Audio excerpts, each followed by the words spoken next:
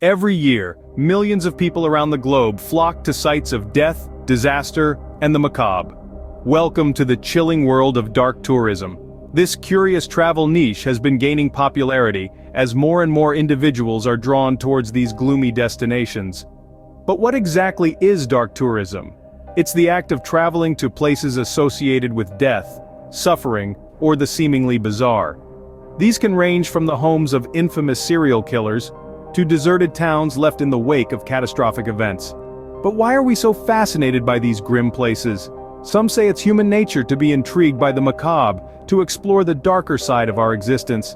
Others believe it's a way of paying tribute, a form of remembrance. Whatever the reason, the allure of dark tourism continues to grow, impacting the way we view travel and history. A peculiar yet intriguing aspect of human behavior, isn't it? But how did it all start? To understand dark tourism, we need to delve into history. This journey of exploration takes us back to the medieval times, where public executions were not just a form of punishment, but also a twisted form of entertainment. The public squares would buzz with anticipation, as the executioner prepared to perform his grim duty. The crowd would cheer, jeer, or gasp in horror, taking in the spectacle of death in its rawest form. This fascination with death and the macabre was an integral part of society, and perhaps the earliest form of dark tourism. As we move forward in history, we find ourselves in the Victorian era, a time characterized by a peculiar fascination with death and mourning rituals. Queen Victoria herself, the figurehead of this era, spent over 40 years in mourning for her beloved husband, Prince Albert. This period saw the rise of elaborate mourning customs, such as wearing black clothing for specific periods of mourning, creating and exchanging mourning jewelry, and hosting extravagant funerals. Photographing the deceased, especially children, was also a common practice. These activities, though they may seem morbid to us now, were an accepted and integral part of Victorian culture.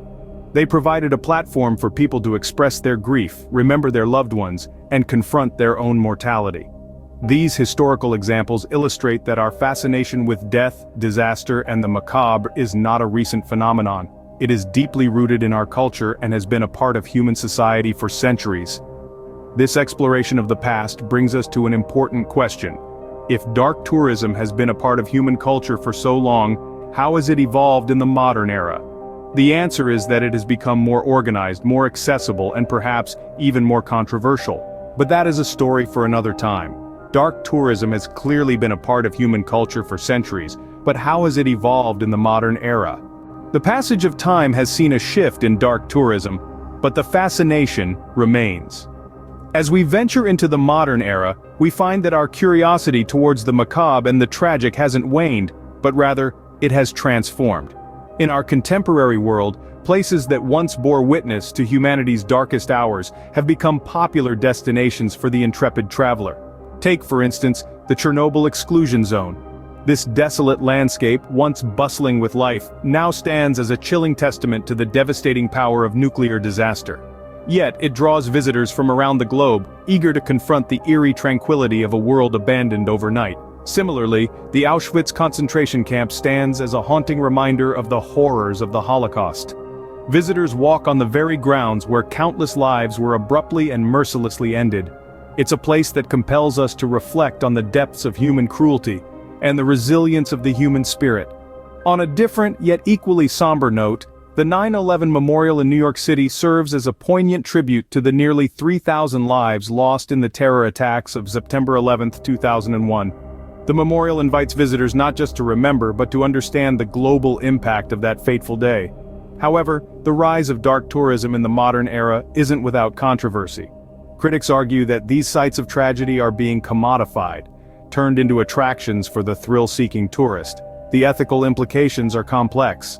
Are we educating ourselves about our past, or are we exploiting the suffering of others for our entertainment? The debate continues, but one thing is certain. Our fascination with these sites is a reflection of our desire to understand, to empathize, and to remember. We are drawn to these places not for the thrill of the dark, but for the light they can shed on our shared human experience. Dark tourism walks a thin line between education and exploitation, but what does the future hold for this peculiar form of tourism? In a world that's becoming increasingly desensitized, what does the future hold for dark tourism? As we look ahead, it's clear that dark tourism is not simply a passing trend. It's evolving, adapting to the changing world and the shifting interests of tourists. What once was a niche interest has started to become more mainstream, and the future could bring even more changes. One of the potential future trends in dark tourism could be the emergence of virtual reality experiences. Imagine exploring the abandoned streets of Chernobyl, or stepping into the shoes of a prisoner in Alcatraz, all from the comfort of your own home. As technology advances, these immersive experiences could provide a new way to satisfy our curiosity about the darker side of history, without the physical risks or ethical dilemmas. Increased regulation could also be on the horizon. As dark tourism grows in popularity, there's a need for guidelines to ensure that these sites are respected and preserved. This could mean stricter rules on access, behaviors, or even the types of stories that can be told. The role of media and popular culture in promoting dark tourism cannot be ignored. TV shows, movies, and documentaries have all played a part in piquing public interest. As we continue to consume stories of death and disaster, we fuel the demand for these real-life experiences. But it's not just about the thrill. Dark tourism also offers the opportunity for reflection and education. It's a chance to remember and learn from the past, to understand the human capacity for both good and evil. As we move forward, it's crucial that this aspect of dark tourism is not forgotten. The dark tourism of the future may look different, but the core remains the same. It's about exploring the shadows, delving into the uncomfortable, and confronting our own mortality. While the future of dark tourism is uncertain, one thing is clear. Our fascination with death and disaster is not going anywhere. Dark tourism may be an uncomfortable subject, but it's a phenomenon that can't be ignored. It's like a moth drawn to a flame, an inexplicable pull towards the macabre and the tragic. But beyond the initial discomfort, let's delve into the broader impacts of this phenomenon. Dark tourism has a profound effect on local communities. Some places, such as the ghost town of Pripyat in Ukraine or the killing fields in Cambodia, have seen a significant influx of tourists. This influx can boost local economies, providing jobs and income for residents. Yet, it's a double-edged sword. While these sites may bring in revenue, they also bring a constant reminder of past tragedies. Moreover, it's not just about the money. These places serve as potent reminders of the horrors humanity is capable of. They educate visitors about historical events, fostering a global understanding of history and tragedy. It's a stark reminder to ensure such atrocities never happen again. Yet, there's a flip side to every coin. Dark tourism can be seen as exploitative, turning suffering into a spectacle for entertainment. It's a delicate balance between remembering and sensationalizing. The ethical implications are complex and multifaceted, stirring debate among scholars, tourists, and locals alike. Furthermore, there's the question of respect. How do we ensure that these sites are treated with the reverence they deserve? How do we balance the need for education and remembrance with the risk of turning these sites into mere tourist attractions? Despite the potential drawbacks, the benefits of dark tourism are significant. It creates a space for us to confront our darkest fears and deepest sorrows. It allows us to remember, to reflect, and to learn. It reminds us of our shared humanity, our collective history, and our potential for both great good and great evil. As we continue to grapple with our own mortality and history, dark tourism serves as a chilling yet fascinating mirror of our collective psyche. From historical executions to modern disaster sites, dark tourism has long held a grip on our collective curiosity.